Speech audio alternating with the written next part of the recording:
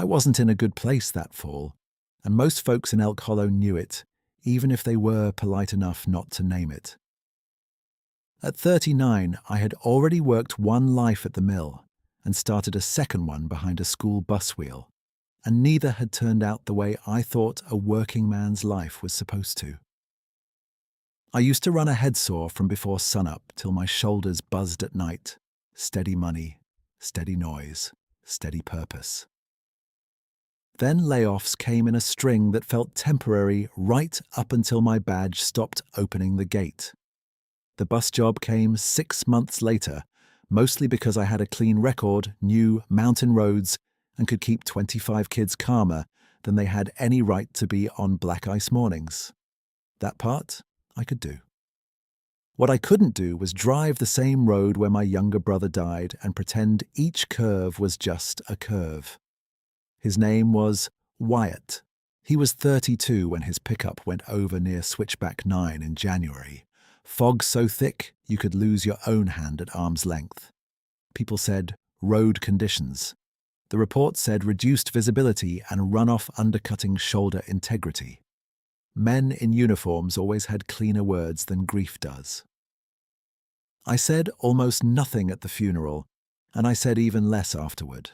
I signed papers, answered calls, and went back to work because stopping felt like stepping into deep water with rocks in my pockets. That was 2 years before the first morning I noticed anything I couldn't explain, but I was still living inside that day like it was fresh. I lived alone on our family hillside place above town, in a drafty house my grandfather built when lumber was cheap and insulation was an afterthought. The roof held. The plumbing mostly cooperated. The back door had to be lifted an inch to latch, and the furnace clicked like old knuckles every time it kicked on. I kept the place functional and clean without ever making it comfortable. There's a difference. Comfortable means you expect to stay a while. Functional means you don't ask much of tomorrow. Most mornings started at 4:18 because I didn't sleep straight through anymore. I set one alarm, woke before it, and lay there counting what needed checking, so I wouldn't count what could go wrong. Brake lines, tire pressure, wiper fluid, chains if the forecast was mean. By the second week of October, frost was crusting over the windshield before I got to the driveway, and I scraped in short, hard strokes until my forearm burned. I ran my gloves along the rubber seals, checked the fuel cap twice, and walked one full circle around the bus with a flashlight low to the ground, looking for leaks, nails, fresh damage, anything. Then I did a second circle because one never felt like enough. That kind of routine can look like discipline from the outside. On the inside, it was bargaining. If I checked every line, every latch, every number, maybe I wouldn't lose somebody else. Maybe precision could buy back what chaos took. I knew that wasn't rational. I did it anyway. The only creature in my life that didn't ask me to explain myself was my old blue heeler, June. She was 9, grey around the muzzle, smart enough to read my boots by sound. Work boots meant she moved aside and watched. Mud boots meant she trotted to the truck and waited by the passenger door. Sunday boots meant she stared at me like I was pretending to be somebody else. Every afternoon she sat by the turnout below our mailbox, right where the bus came off County 12, and she waited for that yellow hood to appear around the last bend. I never trained her to do it. She appointed herself. Elk Hollow was the kind of place where everyone had heard every story twice and still wanted to hear it again if weather pinned them indoors. At Miller's Diner, over eggs and coffee that tasted like it had worked a night shift, old-timers talked about cougars, storm years, and things seen between trees that weren't quite bare and weren't quite anything else they could swear to under oath. I didn't join those conversations. I believed in weather, gravity, bad luck, and machine failure. I believed people wrapped pain in legend when facts were too cold to hold. One Monday, Ray Connolly caught me in the depot lot while I was kneeling at the rear axle with a headlamp on. "You checking that again?" he asked, hands shoved deep in his jacket. "You did it 10 minutes ago." "Then it won't hurt to do it once more." He watched me for a second, then leaned against the fender of his route bus. "Brett, you're good at this. Best in the district on winter lines. But you're wound so tight I can hear it from across the lot. Take a morning off before Thanksgiving. Sleep, fish, stare at a wall. Something." I tightened the cap and stood. "Kids still need picked up." "Yeah, they do. They also need a driver who's breathing normal. I'm not trying to pry, just saying you don't get points for carrying every mountain by yourself." "I know." He nodded like he didn't believe me, which was fair. "Come by my place Friday. Nora's making chili. No speeches, just food." I told him I'd see, and he clapped my shoulder once and left it there a beat too long, the way men do when they're worried and don't know what language to use for it. My father used different language. He liked plain words and hard edges. We met every other Wednesday at the feed store or, if rain started early, the diner by the South Bridge. He was 70 and still stacked hay bales himself, even with one knee, that clicked on stairs. That November, while sleet needled the windows and 2 log trucks idled outside, he stirred sugar into his coffee and looked at me without looking around me, which I appreciated. "You still driving that upper route?" he asked. "Every day." He took a slow sip, then set the cup down exactly in its ring. "Fog's rolling in earlier now. You can smell it by 3 in the afternoon." "I know," he nodded. "Your mama used to say fog plays tricks, makes distance lie." I kept my eyes on my plate. "Fog doesn't play tricks, it just sits where it wants." He let that pass, then said, "You been up to Wyatt's marker lately?" "Twice this month." "Good." He looked out at the trucks, then back to me. "Listen, son, men see what they need in bad weather. Sometimes they see blame, sometimes they see signs, sometimes they see old stories walking. Don't let your mind make enemies out of clouds." That one sat between us for a while. I answered quieter than I meant to. "Clouds already took enough." He didn't argue. He reached over, moved the salt shaker away from my elbow like he needed to fix one small thing, and said, "I know." On route mornings, the mountains started by degrees.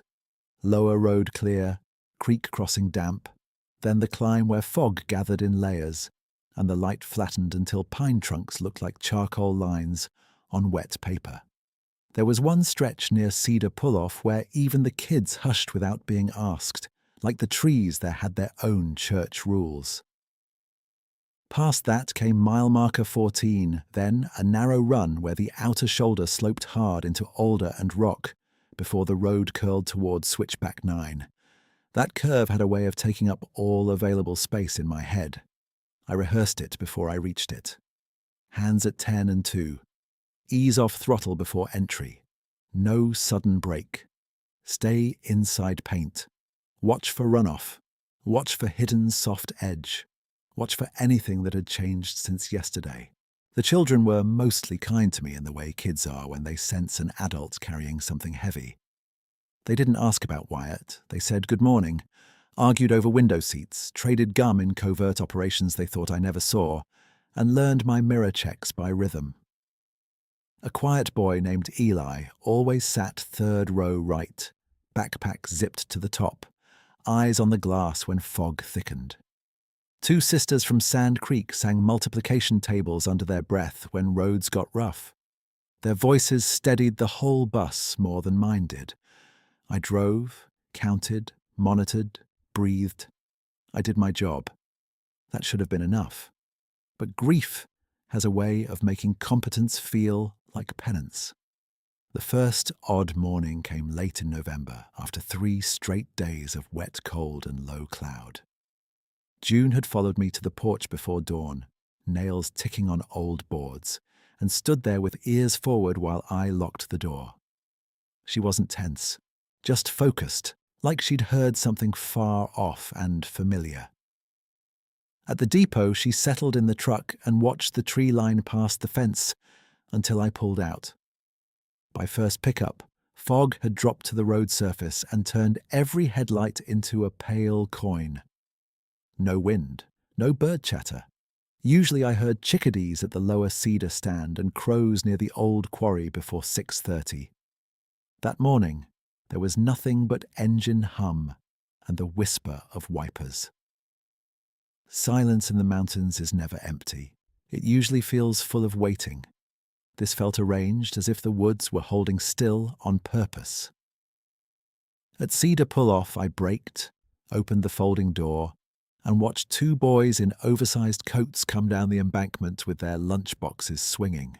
As they climbed aboard, I glanced toward the marker post and saw a neat little stack of stones beside it. 5 flat river rocks balanced smallest to largest, dry despite the damp, with a handful of fresh huckleberries set in a crescent at the base.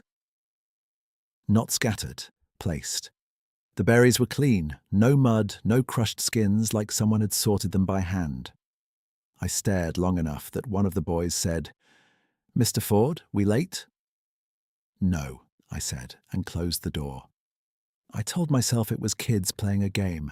I told myself somebody from a nearby place must have left the berries. I told myself I was tired and reading meaning into a pile of rocks because grief makes patterns out of static.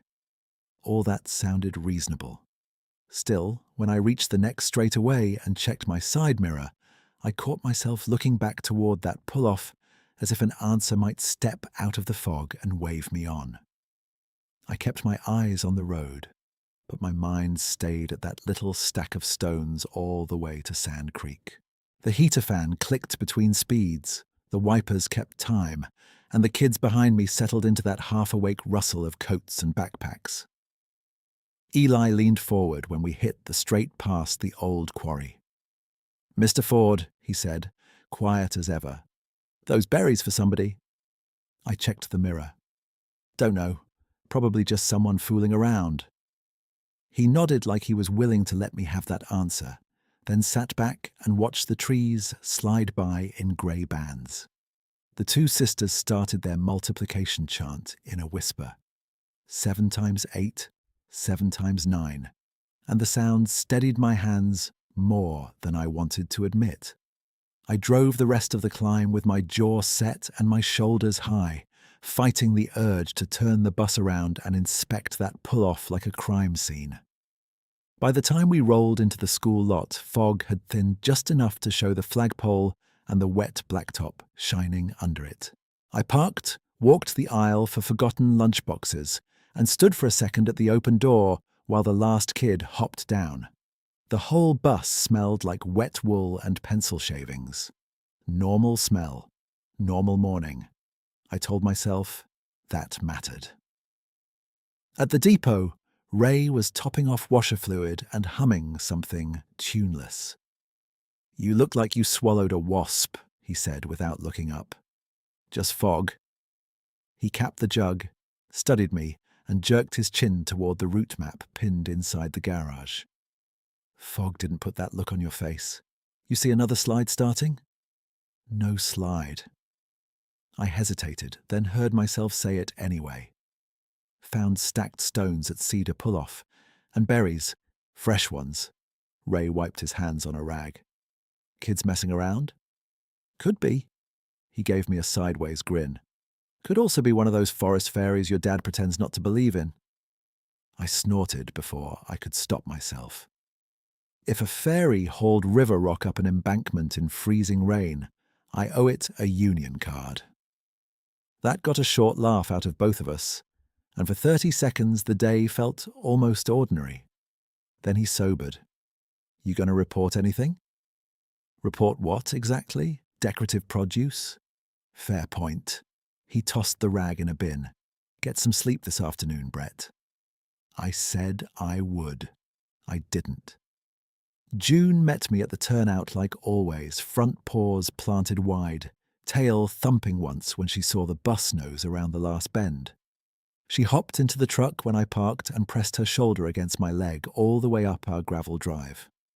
The house was cold in that late November way where damp settled into the floorboards and every room held onto shadows. I made coffee strong enough to stand a spoon in, drank 2 cups without tasting either, then sat at the kitchen table looking at Wyatt's old pocket knife, where it lived by the fruit bowl. I kept it there because he used to cut apples with it. Thin, careful slices like precision could improve sweetness. That memory hit me harder than it should have, and I stood up before I did something foolish like throw the knife across the room. By late afternoon, low cloud had come back down the ridge. I clipped June's leash to her collar out of habit, then took it off because she never ranged far when I was this keyed up. We walked the old logging spur above Switchback 9, boots sinking an inch into wet needles, the light going copper behind the cedars. No wind, no bird calls, just our steps and the distant creek working through rock. Wyatt's marker sat on a shelf above the curve, a cedar post with his name burned in by hand, and a strip of reflective tape I replaced every winter.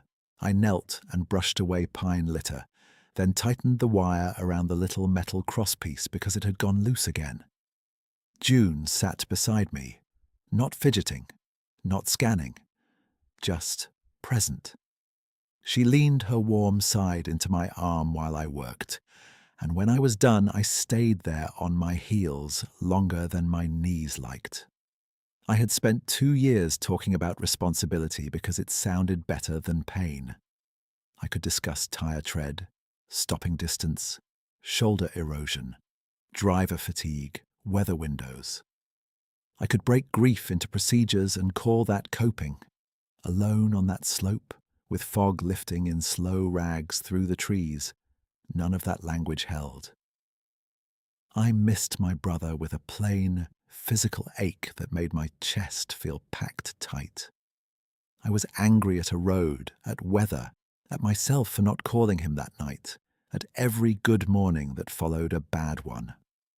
I was tired of carrying a careful face into every room. I remember resting my hand on the cedar post and thinking, not for the first time, that maybe this was just my shape now. Useful, steady, hollow in the middle. I told myself this couldn't be real, this sense that somebody had arranged stones for strangers in the fog, as if the mountain had manners. And I told myself I was a grown man kneeling in mud, trying to negotiate with silence. June gave a soft huff and nudged my elbow, the way she did when my breathing got shallow. I scratched behind her ears and laughed once under my breath. "Yeah," I said to her, "you're right, I'm dramatic." The laugh came out rough, but it came. We stayed until the cold pushed through my jacket. On the way back down, June stopped near a break in the brush and looked downhill towards Cedar Pull-Off. Ears forward, tail loose, not a single raised hair along her spine. I followed her gaze and saw nothing except fog pooling in the trees, pale as milk. She stood there another 10 seconds, then looked back at me like, well, and moved on. I marked the spot in my head without meaning to. 3 days passed before the next hard fog morning, and by then frost had silvered every fence line from town to the county shed. I left the house earlier than usual, checked the bus twice, and still felt late. At Cedar Pull-Off, the white wall was so thick the waiting kids appeared as shapes first and faces second. I opened the door, and they climbed on in a burst of cold air and mittened elbows. As they took their seats, I looked to the marker post again. The first stone stack was gone. In its place sat a new arrangement, wider and flatter, 3 stones in a line with one set perpendicular at the downhill end, like an arrow if you stood where I stood. The point aimed away from the outer shoulder and toward the uphill gravel shelf where footing was better. Beside it lay another handful of huckleberries and 2 late rose hips, red against grey dirt, not scattered, chosen. I stepped down from the bus, one boot on pavement, one on the packed pull-off mud, and crouched to touch the top stone. Cold and dry. No grit on it. Somebody had carried it there after the night rain. From the trees above the ditch, a pair of deer watched me. A doe and last spring's fawn, both close enough I could see the dark shine of their noses. They weren't rigid. They were grazing between glances, calm as barn cats in sunlight. In any other season, they would have bounded off the second I moved. That morning, they stayed. A crow called once from deeper cedar. Then another answered, and within half a minute the usual mountain noise returned, small and ordinary, and somehow reassuring. "Mr. Ford," one of the boys called from inside the bus. "You okay?" I straightened up. "Yeah, just checking footing. Stay seated." I moved the little arrow of stones 2 feet farther from the edge so nobody would kick it boarding, then set the berries back in their crescent without really deciding to. My gloves felt clumsy. My pulse was loud in my ears. I climbed into the driver's seat and shut the door, then sat with both hands on the wheel while the defroster rattled and the kids whispered behind me. There are moments when your mind reaches for the old framework because it's the only one you trust. Kids did it. Hunter did it. Wind knocked rocks around. I ran those explanations in order like a checklist. None of them fit clean. None of them eased me either. What did register stubborn and clear was the shape of that arrow pointing people away from a bad edge in low visibility. Whoever made it understood this road. Whoever made it cared who stood on it. I eased the bus back into gear and rolled forward at 10 miles an hour, mirrors full of white. At mile marker 14, I glanced down slope through a gap in the pines and caught a dark vertical form between trunks, taller than any man I knew, and still as a post. A branch knocked once somewhere below, and the form did not advance or retreat. It simply remained there, off the road, as if distance itself was part of its courtesy. I drove on, heart thudding hard enough to blur the rhythm of the wipers, and for the first time since Wyatt died, the mountain did not feel indifferent. It felt watched. It felt watched, and that should have made me grip the wheel harder, but my hands loosened by one notch, all on their own. I kept the bus steady through the next curve, called out "Railroad road stop" like I always did, and listened to the soft shuffle of boots as kids stood and sat again. The mountain stayed wrapped in white, pines appearing and vanishing in the side windows, and every few hundred yards I caught myself checking the downslope mirror, like I expected that dark shape to still be there, matching our speed. By the time we reached the school lot, my shoulders were sore from bracing for nothing I could name. Eli paused at the door when he got off and looked up at me with that serious little face of his. "You saw it again, didn't you?" he said, quiet enough the others wouldn't hear. I heard myself answer, "I saw something." He nodded once like we had settled a practical matter and hopped down into the fog. I sat alone in the parked bus for a full minute, engine idling, hands resting flat on the wheel. Grief had been the loudest thing in me for so long that I recognized it by weight and temperature. This was different, not lighter exactly, just redirected. Part of my mind that usually replayed Wyatt's last curve had shifted over to details. Stone placement, berry stems, deer behavior, where the shoulder held and where it sloughed off. Curiosity can wear work clothes too. It can look almost identical to vigilance until you realize you're not only guarding against loss anymore. You're also trying to understand a pattern. At the depot, Ray was under his hood with a trouble light when I pulled in. He slid out, wiped his hands, and squinted at me. "You sleep at all?" he asked. "Some." "That means no." "Probably." He chuckled once, then leaned on my fender. "County crew called in. Said they found 2 rock piles moved off outer edge near Cedar Pull-Off this morning. Clean little stacks like somebody wanted boarding kids uphill. Any of your jokers take credit?" I shook my head. No. He studied me a second. You're not laughing. I'm trying to decide if I'm losing it slow or fast. Ray tipped his cap back and blew out a breath. Brett, if you were losing it, you wouldn't ask that question. You'd just start naming clouds and expecting us to keep up. He jerked a thumb toward the route board. Whatever's going on up there, you log it. Times, mile markers, conditions. Treat it like road hazard data. If it ends up being nothing, paperwork costs a pencil. That was practical enough to trust. I grabbed a clipboard and started writing. 6:11 a.m. Cedar pull-off. Stone Arrow moved uphill. 6:24, mile 14. Visual of large vertical figure downslope. Stationary. No aggressive movement. I paused on that line, then added, animal activity calm.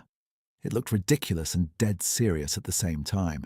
When I got home that afternoon, June was already at the turnout waiting. Sitting so straight, she looked carved out of weathered wood. She trotted alongside the truck up the drive, glanced toward the ridge, then back to me with her tail swinging low and easy. I fed her reheated leftover stew and spent an hour pretending to read a parts catalogue while rain tapped the kitchen window. At dusk, I gave up pretending, grabbed my coat, and drove us back down towards Cedar Pull-Off with a headlamp and a thermos, like I was heading to a survey job. Fog was thinning into torn sheets by then, and the pull-off lay quiet under cedar branches dripping from the day's melt. I walked the edge with my light low. Mud showed tracks from kids' boots, one county pickup tire and something else pressed deeper than either. An elongated footprint shape with a broad foresection and clear heel line, set parallel to the road but a few yards below it, where brush gave better footing. I measured against my own boot. Mine looked like a child's print beside it. June came over, sniffed once, then sneezed and sat down, calm as Sunday. No growl, no hackles, no warning stance. She looked at the print, then at me, as if to say she had already decided this information, and I was late to it.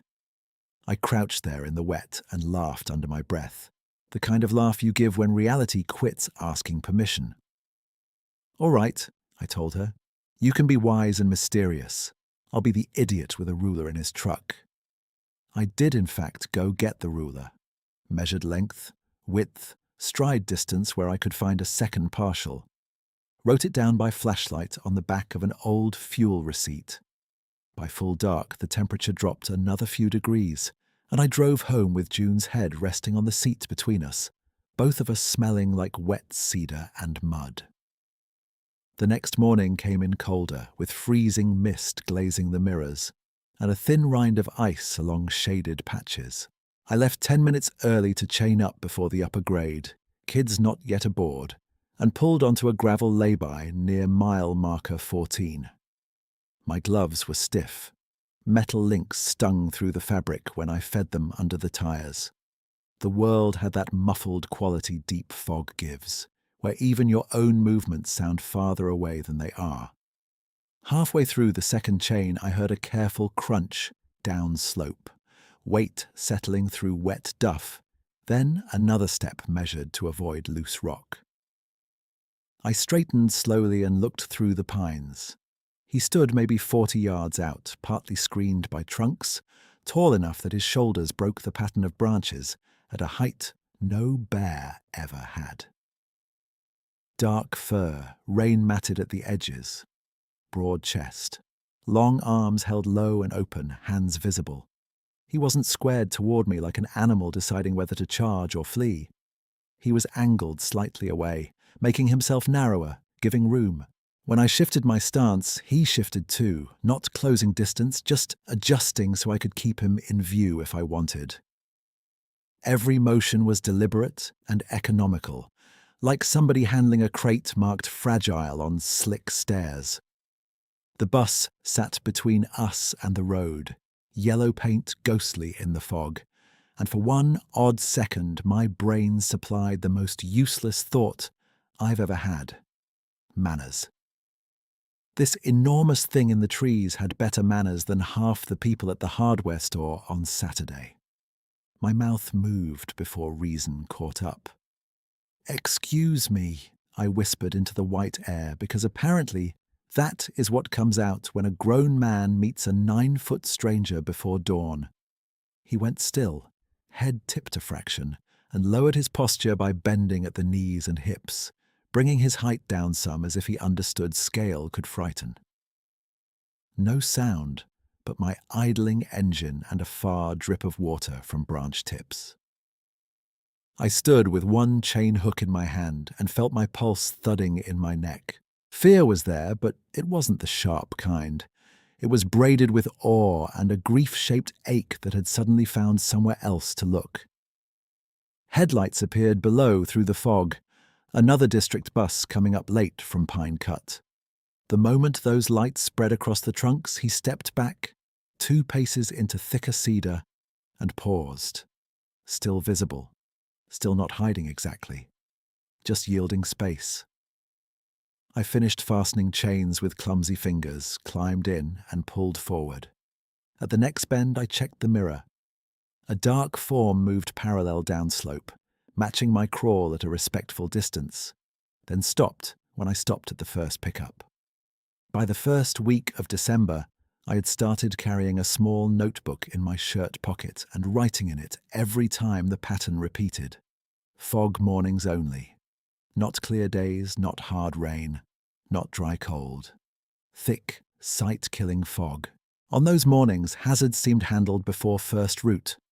Loose limbs dragged clear, fist-sized rocks kicked off lane. Once even a stretch of slick shoulder covered in fresh gravel that didn't match county stockpile colour. I called dispatch about that one and got a bored copy back, followed by a reminder to submit road condition forms by Friday. I submitted them. Nothing official came of it. The gravel stayed. Kids noticed their own things. At Miller Spur stop, one of the Sand Creek sisters leaned toward the aisle and whispered to the other, not quiet enough to miss. "Tall walkers out. Crow's already there." Her sister nodded like weather had been confirmed. Eli kept watching the tree line at Cedar Pull-Off, and once, as he stepped down, he touched the handrail and said, "It waits until we're all on, right?" I should have corrected him. Should have said we don't invent stories on school routes. Instead, I said, "You keep your feet on the uphill side. That's what matters." He gave me a small, satisfied nod and headed for class. I tried not to drag my father into it, but he called one evening to ask if I was coming by for Sunday stew, and I heard strain in my own answer. He invited me anyway. His kitchen was warm in the old way, wood stove heat and onions in a cast-iron pan, and we ate mostly in silence until he poured coffee and leaned back. "You've got that look again," he said, "like you're arguing with a fact." I stared into the mug. What if fog doesn't make men see things? What if it makes room to notice things? His eyebrows lifted just a touch. "That your way of telling me you saw something big in the trees?" I let out a breath I hadn't known I was holding. "I saw something big, moving careful, and I've got notes that say the road is safer on bad mornings before we even get there." He rubbed his thumb along the mug handle. "You asking me to explain it?" "No. I'm asking if you think grief can blind a man to kindness." That landed between us harder than any mountain story ever could. He set his cup down gently. "Yes," he said. "And I think grief can also teach him where kindness costs the most. Maybe that's why it means more when he finally sees it." We washed dishes side by side after that, passing plates without much talk, and for the first time in a long while the silence with him felt like company instead of distance. 2 mornings later the fog came in thick enough to turn the world to pearl. June waited at home that day, but I could feel her steadiness anyway, the way you feel a well-built tool in your hand even when it's on the bench. At Cedar Pull-Off, another marker had appeared, 3 stones stacked, one flat on top, and beside them, a little spray of wintergreen tucked under a twig so it wouldn't blow. Not decoration, signal. Here, safe footing. Stand this side. I loaded 7 kids there, counted heads, closed the door, and eased forward. At the narrow run before switchback 9, I caught movement down slope again. He paced us in the open for 3 long seconds between pines, each step placed heel to toe on stable ground, body angled outward as if he was taking the side of the slope that could give way and leaving the road to us. A pair of deer grazed 30 yards beyond him, unbothered. A crow dropped to a low branch and called once, then resumed preening. I didn't feel hunted. I felt accompanied. That distinction settled into me so clean it nearly hurt. For 2 years I had driven those curves like a man paying a debt that could never shrink. Now, on the worst mornings, something vast had chosen to walk the danger line instead of us. No demand, no display, just repetition. Day after day, fog after fog, the same quiet guardianship. When I reached the school and opened the folding door, the kids filed out with their usual chatter, lunchboxes bumping knees, backpacks thudding steps. Eli paused at the bottom, looked back up, and gave the smallest nod toward the mountain before jogging off. I sat there listening to the cooling tick of the engine and watched my breath cloud the windshield. My brother was still gone. The road was still dangerous. None of that had changed. But there was a new fact beside the old ones, and I couldn't ignore it anymore. On the mornings when visibility failed, we were not facing that mountain alone. Ray tapped twice on the folding door glass and pointed at his watch, his face warped a little by the condensation. I opened the door and he climbed 1 step up, bringing cold air and diesel smell with him. "You planning to sit here till second bell?" he asked. Just catching my breath. He studied me, then glanced over his shoulder at the white lot. "Dispatch called while you were unloading. County wants your last 4 hazard forms. They're finally reading them." I gave a short laugh. "That's new." "Don't celebrate yet. They mostly wanted to know why you wrote animal activity calm 3 times like it mattered." He paused, lowering his voice. "Does it?" I looked at the steering wheel, then back at him. "Yeah, it does." Ray held my gaze for a long second.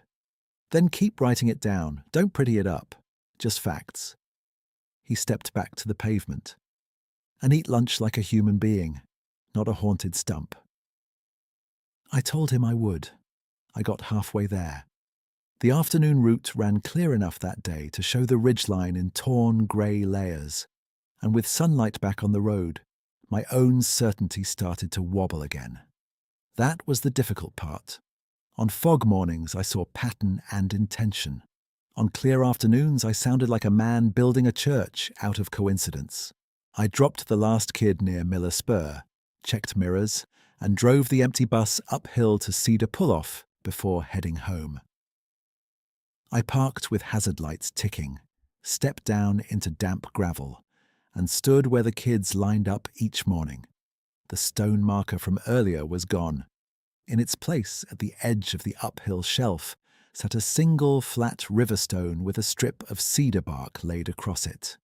Nothing dramatic, just placed.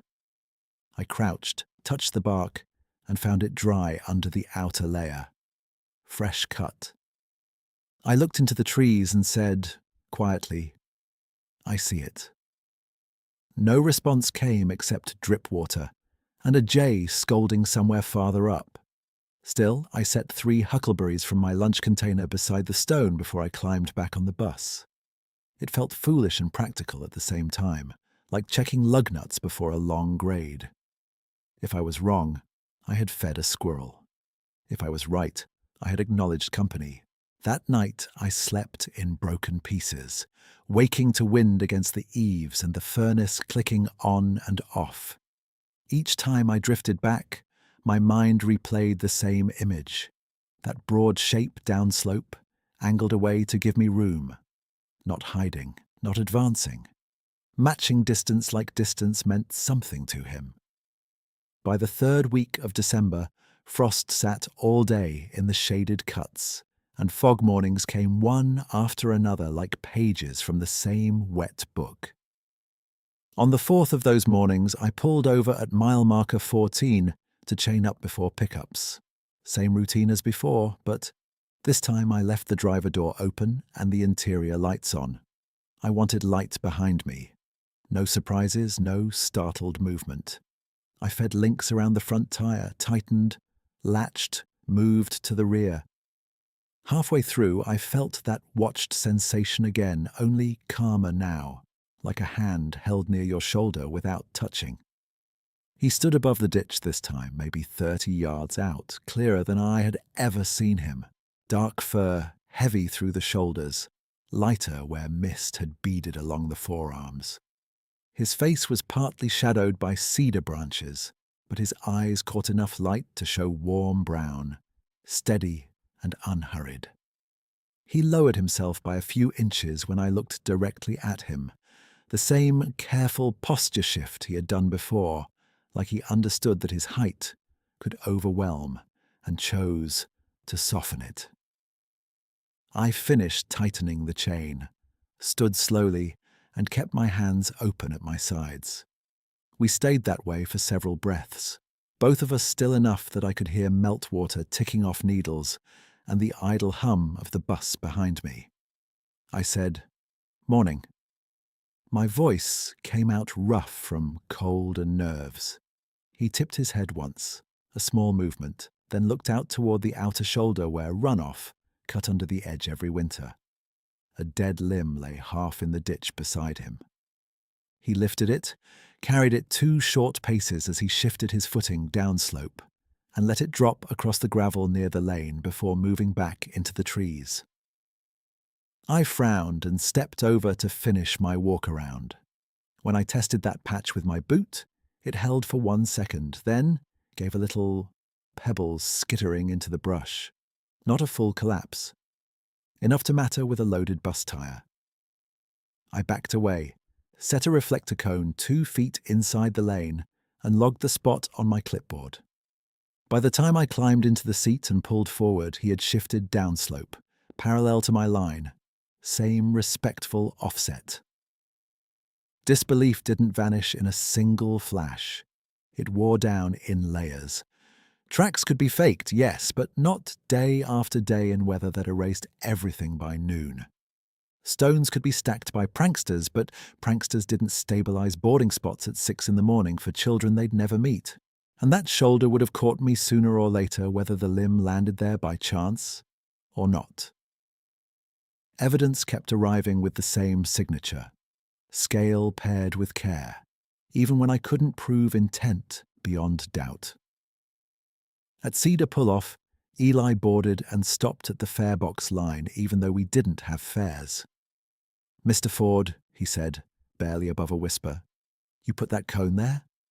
"Yeah," he nodded toward the windshield. "Good." That was all. He sat down in 3rd row right and watched the tree line like he always did. I drove the curve with my pulse steady for once. When I got home that afternoon, June wasn't at the turnout. I slowed, checked both sides of the road, and whistled. No blue-grey blur came out of the brush. My stomach tightened. She had never missed that weight, not once in years unless weather pinned her indoors. I parked by the mailbox, walked the ditch line, called again. Nothing. At the house I found the back gate unlatched, probably by me in the dark before dawn. Her food bowl sat untouched on the porch. I grabbed a lead rope, flashlight, and my old wool cap, and headed down the logging spur towards Cedar Pull-Off, because that was where she liked to circle when scents got interesting. Fog had already dropped again, early and thick, and the world narrowed to 20 yards of wet branch and mud sheen. I called her name every 30 steps. Once I thought I heard her tags jingle, but it was just water tapping a broken stem. I moved faster than the slope liked, boots slipping, breath loud inside my collar. Near the shelf above switchback 9, I heard it for real this time. One sharp yelp, then a low whine from below the trail. I pushed through alder and found her on a narrow bench where old fencing wire still hid under leaf litter from the mill days. Her collar had snagged a twisted strand, not tight enough to choke, but tight enough to pin her at an angle she couldn't untangle herself from. She wagged when she saw me, then whined again, frustrated and scared. "Easy, June. Easy, girl." I slid downhill toward her, planting heels, reaching for the wire. The mud shifted under my left boot, and I had to grab a sapling to stay upright. The bench was narrower than it looked, with a drop just beyond her into brush and rock. I could get to her, but one wrong step and we could both slide. I heard a careful footfall behind me, heavy but controlled, then another. Not rushing, just arriving. When I turned, he was 6 yards upslope, framed by fog and cedar trunks, enormous and still. June's ears came forward. Her tail thumped once against the mud. No growl, no fear posture. She looked from him to me, alert but settled. He stayed where he was, body angled, hands low and visible. As he shifted one step to firmer ground, a rotten cedar branch broke loose near his boot and slid down toward me. I caught it without thinking and jammed the thick end into the mud like a post. It held. Using that branch as a brace, I eased closer to June, took the strain off her collar with one hand, and worked the twisted wire backward with the other until it unwound enough for her to slip free. She scrambled to me immediately, pressing against my legs hard enough to rock me. Good girl," I said into her neck, then looked up. He was still there, watching the bench, not me. A loose loop of wire that had sprung toward the trail edge snagged on a stump beside him. He pressed it down with the side of his hand until it stayed put, then stepped back once, then again. I reached for my flashlight and realized I'd dropped it. Its beam was dim and sideways in the leaves by my knee. When I picked it up and looked back, he was already fading into thicker fog, one unhurried pace at a time, until dark fur became shadow and shadow became tree line. I stood there with June against my knees and cried in a way I hadn't since the funeral. Not loud, just steady and complete. Not because I was frightened, because something in me had been braced for years against a world that only took, and on a wet slope above my brother's curve, I had just watched great strength hold itself back and leave room for me to do what I needed to do. June licked my wrist once, impatient with emotion the way healers are, and nudged the lead rope with her nose. I laughed through the last of it and clipped her in. "Yeah," I said, "home." On the walk back up, I found one more thing. At the junction where the spur met the main trail, a little line of 3 stones set on the uphill side, bright with fresh moisture, marking the stable path around a slick patch I might have taken in the dark. I didn't move them. I touched the top stone with 2 fingers and kept going. At the house, I dried June with an old towel, checked her neck for rub marks, and called Ray from the kitchen wall phone before I could talk myself out of it. He answered on the 3rd ring. "Connolly. It's Brett. You got a minute?" "For you, yeah. What happened?" I told him exactly what I could defend. June had gotten snagged in old wire above 9. I recovered her. Wire hazard still present. Bench unstable in wet fog. Needs county removal before kids roam that slope, come spring. He listened without interrupting. "I'll call Rhodes tonight," he said. "They owe us after ignoring your forms. You and the dog okay?" "We're okay." A short pause. "You sound different." I looked down at June, asleep by the stove, paws twitching in a dream. I think I finally believe my own notes. "Good," he said. "Keep writing." County sent a 2-man crew the next afternoon and cut every exposed strand of that old fence line within 200 yards of the spur. I watched from the bus on my return run and logged completion time in my notebook when I got home. That evening, with fog pushing up from the creek and the first stars trying to break through above it, I set a small enamel bowl of huckleberries on the cedar stump by my back gate. June sat beside me, calm and attentive, tail sweeping once across the boards.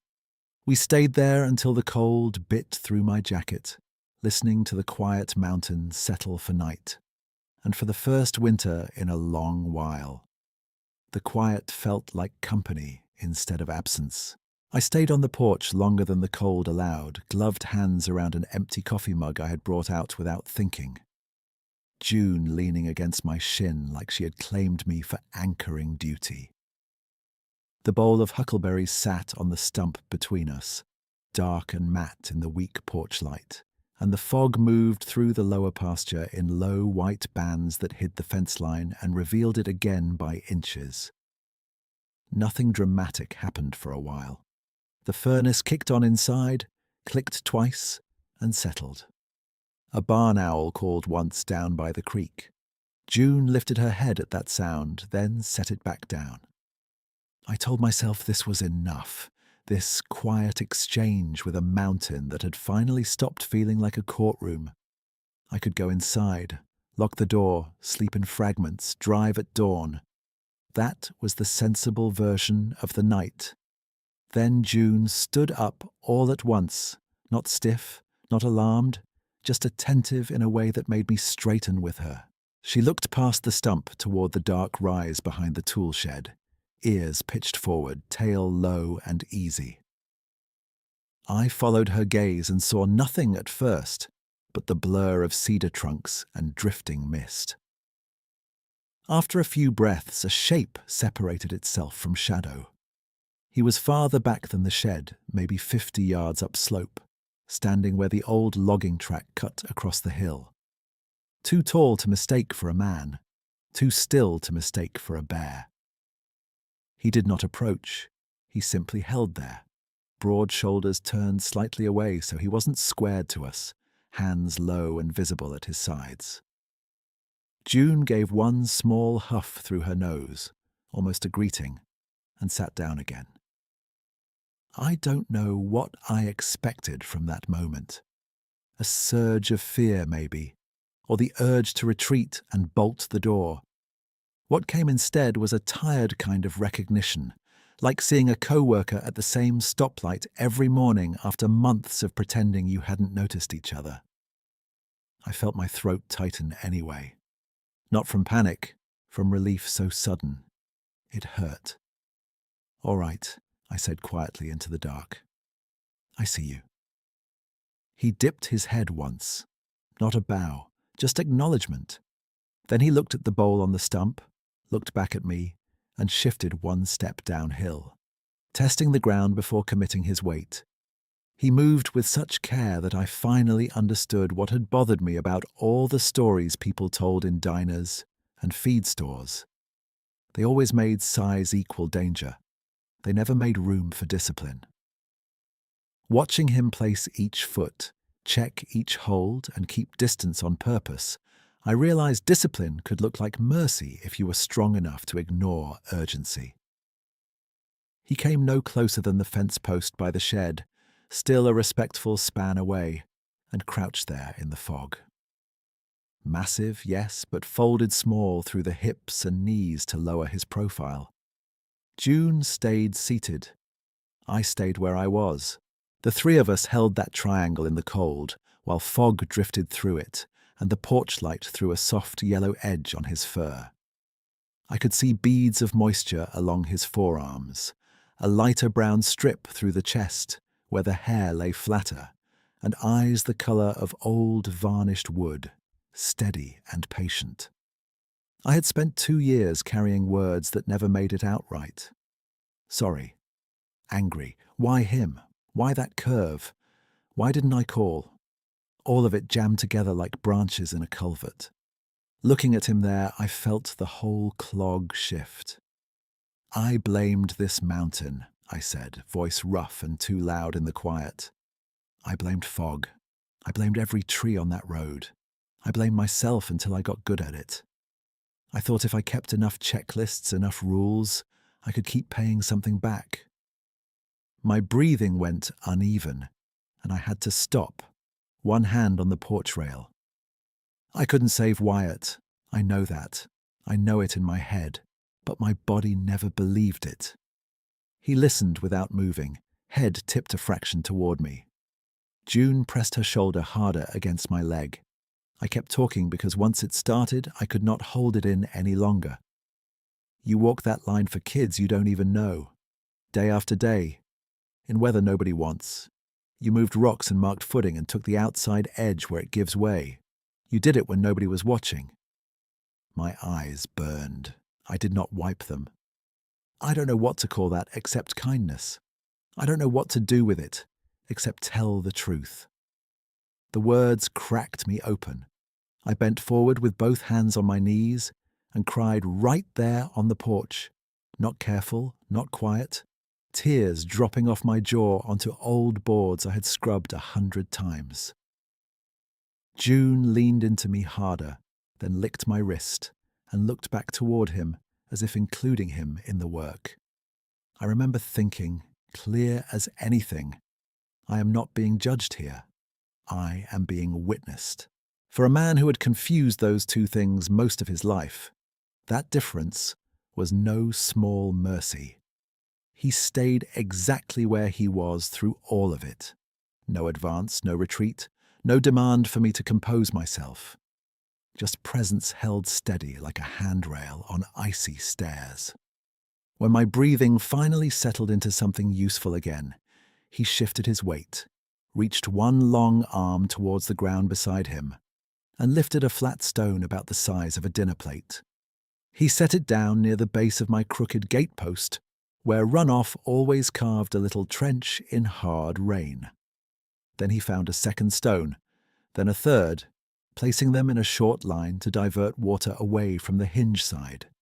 Simple drainage. Practical. The kind of fix Wyatt would have made without calling attention to it. I laughed through the last of my tears. An ugly, grateful sound. Yeah, I said. That tracks. By the time the church bell in town carried faintly up the valley for 9 o'clock, he had finished the little water break and stepped back to his original spot. He looked once toward the road, once toward the ridge, then toward me. I nodded without planning to. So did he. Not mimicry. Agreement. I went inside long enough to grab Wyatt's pocket knife from the kitchen table. The handle was worn smooth where his thumb used to rest. Blade sharpened so often it sat thinner than factory. I came back out and placed it closed on the porch rail in front of me, not as an offering to keep, but as a way of saying my brother belonged in this moment too. June watched my hand, then looked to him again. I miss him every day, I said. But I'm still here. Those kids are still here. I can do this job without making it a punishment. The fog shifted and opened a narrow lane of moonlight between two cedars, enough to outline him from shoulder to heel. He placed his right hand flat over his chest for one breath, then lowered it. The gesture was so plain and restrained it hit harder than anything else that night. Not ownership, not dominance. Something like respect, given and returned without language. He rose to full height in one smooth motion, towering even at distance, and every old reflex in me expected that movement to mean threat. It didn't. He turned sideways immediately to narrow himself, took 2 unhurried steps upslope, and paused to look back. June stood. I stood. He waited until I had a hand on the door latch, and June had moved beside me, then continued towards the logging track. Needles barely stirred under his weight. Branches brushed his shoulders and settled. Within 10 seconds, he was a darker vertical line among darker trees. Within 20, he was part of the fog. No thunder, no dramatic crash through brush, no mystery movie ending. He withdrew the way he had shown up all year. Deliberately, without taking more space than he needed, leaving the road and the porch and the night exactly as functional as he found them, only steadier. I stayed at the threshold with June until my fingers went numb. The bowl of berries on the stump was untouched. The new line of stones by the gate was real under my boot when I tested them. The trench that usually flooded in heavy rain now had a clean little channel away from the post. I picked up Wyatt's knife, held it in my palm a moment, and put it back in my pocket instead of returning it to the table.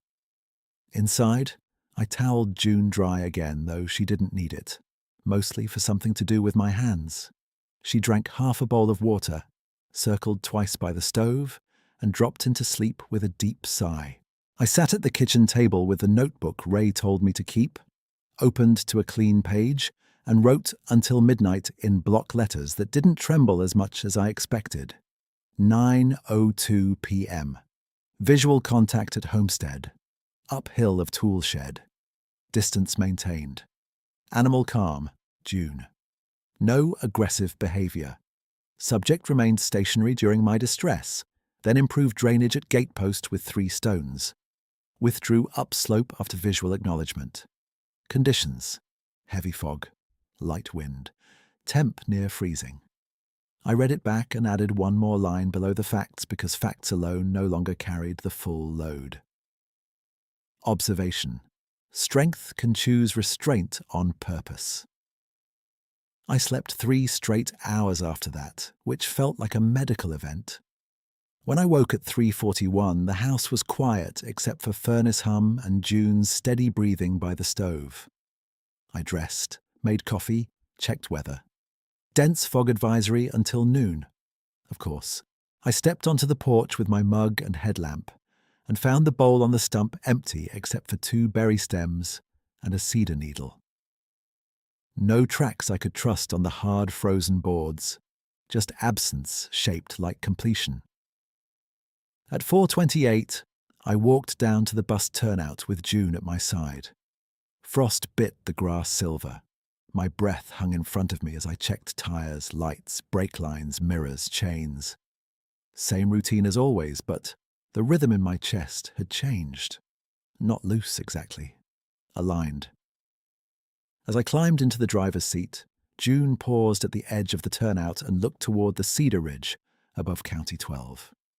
Tail low, ears forward, posture easy. She held that look for 3 breaths, then turned back to me. I touched 2 fingers to the dash in a gesture I would have mocked a month earlier, shifted into gear, and rolled toward the first stop with fog folding around the headlights and a strange, solid, peace-riding shotgun. I took the lower grade at 15 and the upper grade at 10, wipers knocking a steady metronome while fog folded and unfolded around the hood. At Cedar Pull-Off, the marker post appeared late out of the white, and the kids came up the embankment in a quiet line, boots finding that uphill shelf like they'd been doing it forever. The little stone signal was there again, 3 flat rocks and a 4th turned crosswise towards stable footing. Eli climbed in 3rd, stamped his boots once, and looked at me before he sat down. "It's out there," he said under his breath. I answered, "Seatbelt, eyes forward." He nodded, not corrected so much as acknowledged, and took his usual 3rd row right place. By January's 2nd hard freeze, I had a routine for evidence the same way I had a routine for chains. I logged time, location, weather, road condition, and what I observed without adjectives. Stones placed uphill, debris removed, prints parallel to route, deer calm at tree line, crow calls resumed after visual. I copied the notebook pages on Sundays at the library copier because my home printer jammed on anything thicker than a grocery list.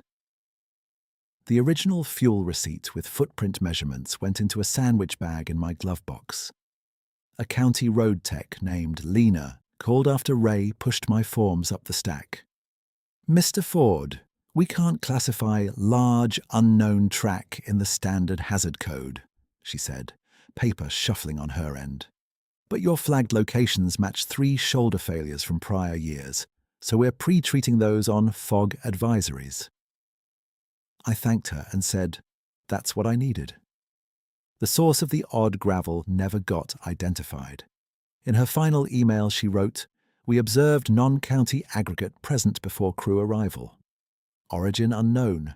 Safety benefit noted." That was enough truth for a government sentence. 3 days later, at the diner by the South Bridge, my father set his coffee down and watched me stir mine without drinking. He gave me that same loaded look he'd worn for months. Only this time he followed it through. "I wasn't trying to talk you out of what you were seeing," he said. "I was trying to keep you from letting it become another thing to fight." I met his eyes and said, "I know now." He leaned back, thumb hooked in his belt, and nodded toward the window where Fogg sat low over the river. "Your brother knew that road could turn mean in 5 minutes.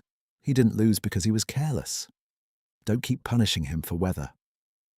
I sat there with that sentence, felt it settle where procedures hadn't reached, and answered, "I'm done punishing him. I'm done punishing me." By the second week of June, snowline had retreated, and runoff replaced ice as the road's bad habit.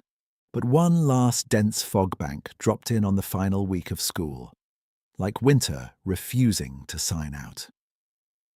I remember that morning by numbers. 21 kids aboard by 6:42, temp 44, visibility under 2 bus lengths above mile 12. June had watched me leave from the turnout, ears forward, no tension. At Cedar Pull-Off, the huckleberry bushes were in leaf, and beside the post sat a single broad stone I recognized from the first winter stack, mottled grey with a rust-coloured vein. I picked it up, set it on the dash ledge above my route sheet, and drove. The climb towards Switchback 9 felt muffled even for Fogg. No bird chatter, no wind in the branches, just engine hum and the soft hiss of wet tyres. Then he stepped into view on the outside edge ahead, not in my lane, not close, but clear enough that every child who was looking forward saw him at once. He raised one open hand to shoulder height and held it there, then took 2 measured steps backward toward the uphill side turnout I used for chain checks. Not panic, direction. I braked smooth and hard, hazards on, and called back. Voice steady because it had to be. "All right, everybody, we're doing a safety unload. Leave bags. Single line. Ms. Rule, take point uphill." The oldest girl on board nodded and stood.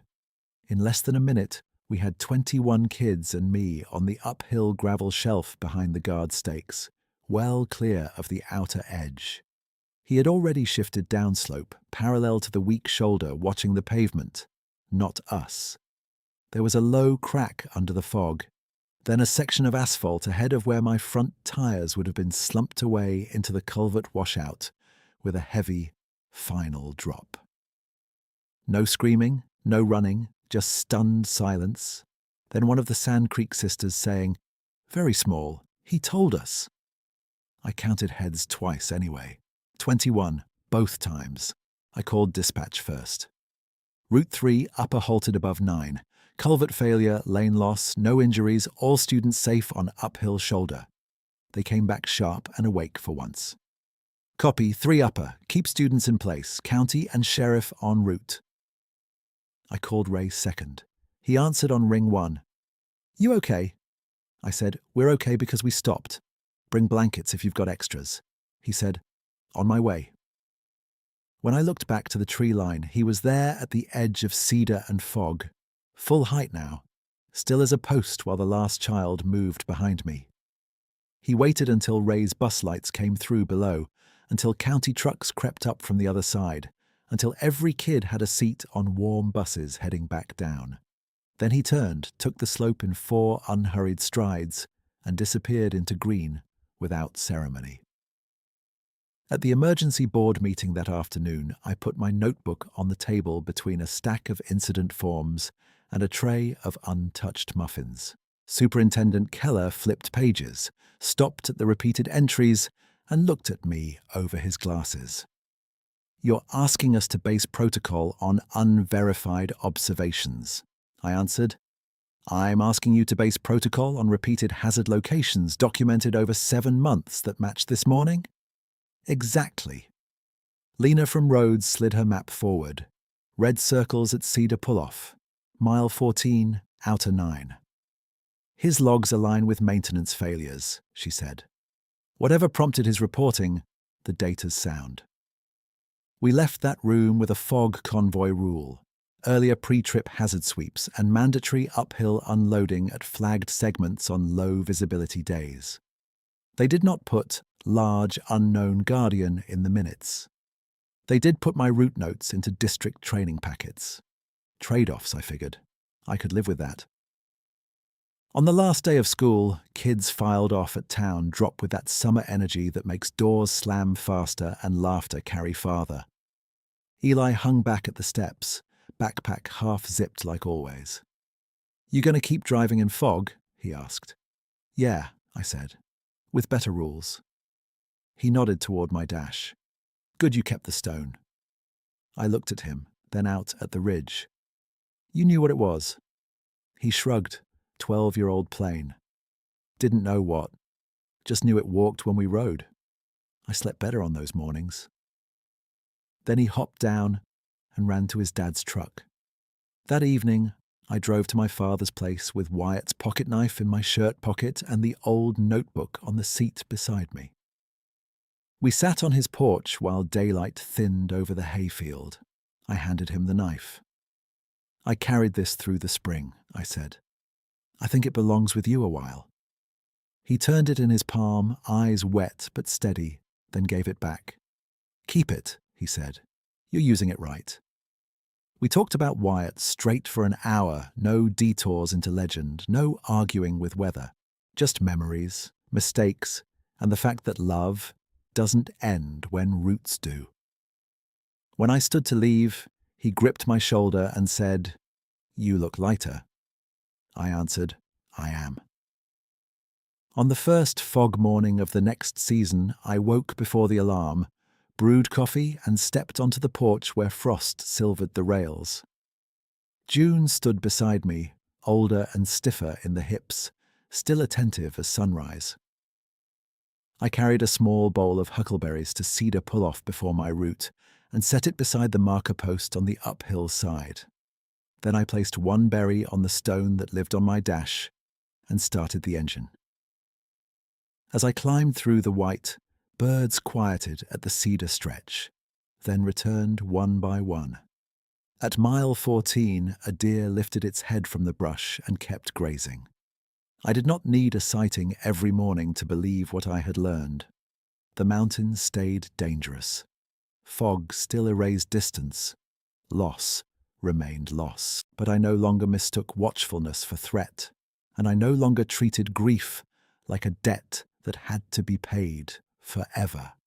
I drove with both hands steady on the wheel, 21 seats behind me, and a durable conviction in my chest that immense strength can choose gentleness again and again without asking for credit.